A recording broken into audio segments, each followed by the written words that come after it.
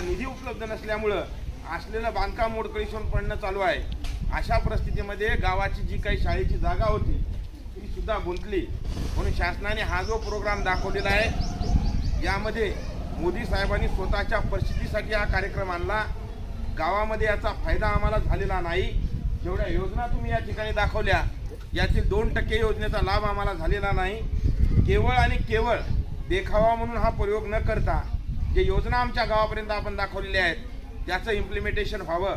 एकही बाब शेतकऱ्याच्या हमी भावाबद्दल या व्हिडिओमध्ये नव्हती। एकही बाब गव्हाला किती भाव मिळेल, कापूस किती क्विंटल पद्धतीने विकल्या जाईल, मागच्या सरकारनं काय भाव दिला, आजचा कृषी विद्यालयाच्या माध्यमातून राहुरी कृषी विद्यापीठ असेल, अकोला असेल, परभणी असेल, दापोरी असेल, या चारही कृषी विद्यापीठांनी जे काही हमी भाव सांगितलेला आहे या हमी भावाबद्दल शेतकऱ्याचा एकही